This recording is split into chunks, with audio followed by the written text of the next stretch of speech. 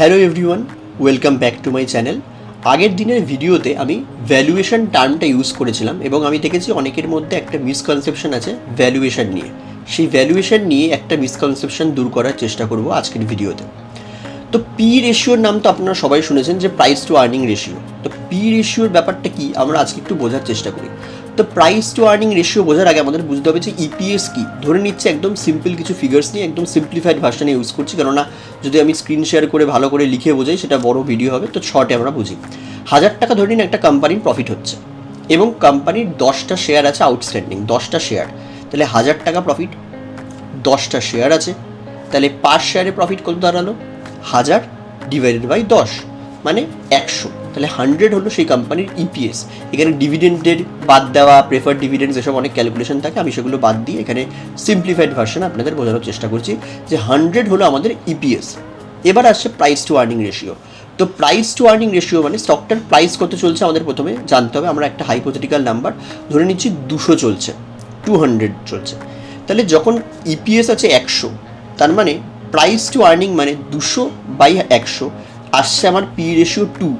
এবার 2 যেই P ratio আসলো, আপনার মনে হলো কোম্পানিটার পি রেশিও 2 আসছে, এটা আমরা ডিরাইভ করলাম, এটা আপনার স্ক্রিনারে বা অন্য কোনো সাইটে দেওয়া থাকবে। তো আপনাকে ক্যালকুলেশন করতে হবে না, আমি জাস্ট বোঝানোর চেষ্টা করলাম যে প্রথমে প্রফিটকে আপনাকে ভাগ করতে হলো নাম্বার অফ শেয়ার্স দিয়ে।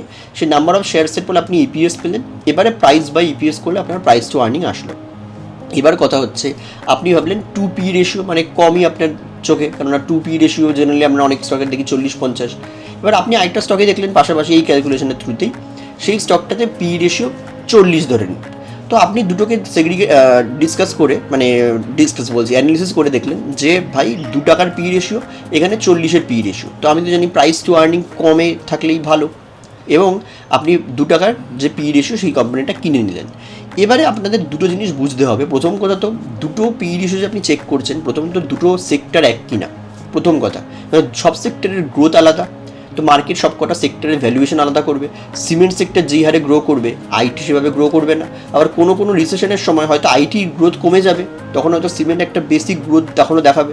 তো মার্কেটের সেক্টর আইডেন্টিফিকেশন প্রথম কথা দরকার। আপনি সেক্টরের মধ্যে পিটাও কম্প্যারিজন করতে পারেন। তারপর আমি বলবো আরেকটা সমস্যা থাকবে, হতে পারে সেই সেক্টরটার কিছু স্টক জাস্ট নতুন কিছু অ্যাকুইজিশন করছে বা নতুন কোনো প্রোডাক্ট লঞ্চ করেছে, সেই প্রোডাক্টটার হয়তো মার্কেটে হেভি ডিমান্ড আছে, অটোমেটিক সেই কোম্পানিটার পি রেশিও কিন্তু অটোমেটিক বেশি হবে।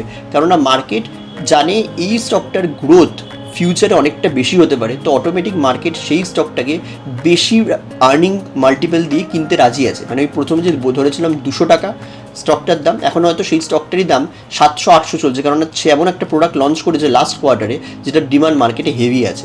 সেক্ষেত্রে প্রথম কোম্পানিটা 200/100 আপনার পি রেশিও আসছিল 2, এই স্টকটার হয়তো 700/100 7 আসবে পি। আপনি ভাবলেন 7-এর পি আমি কিনবো না, কিন্তু এই স্টকটার কিন্তু গ্রোথ অনেক বেশি, তো অটোমেটিক পি কিন্তু বেশি থাকবে। তো পি রেশিও নিয়ে মিসকনসেপশন এটাই থাকে যে সবসময় লো পি মানেই ভালো, কিন্তু কোম্পানিটার গ্রোথের সাথে আপনাকে মিলিয়ে দেখতে হবে। সেখান থেকেই পেগ রেশিও একটা কনসেপ্ট আছে, আমি আপকামিং ডেজে এই কনসেপ্টটাকেই একটুখানি লিখে বড় করে, মানে একটু এক্সপ্লেন করে ডিপে গিয়ে বোঝানোর চেষ্টা করব। সেটার জন্য চ্যানেলটা ফলো করে রাখুন, যেখানে আমি পেগ রেশিওর ব্যাপারেও ডিসকাশন করব, এবং মার্কেটে সেখানে কিন্তু কীভাবে আমি ইমপ্লিমেন্ট করতে পারি পেগ রেশিওটা সেটার ব্যাপারে ডিসকাশন থাকবে। সেটা অবশ্যই 3-4 মিনিটের ভিডিওতে হবে না, একটুখানি বড় ভিডিও হবে। তো সেই ভিডিওসের জন্য ওয়েট করুন, আমি যেই মোমেন্টে টাইম পাবো আমি রেকর্ড করে সেই ভিডিওগুলো আপলোড করার চেষ্টা করব। আজকের জন্য এতটুকুই থাকছে, ধন্যবাদ, দেখা হচ্ছে আগামী দিনে। Thank you.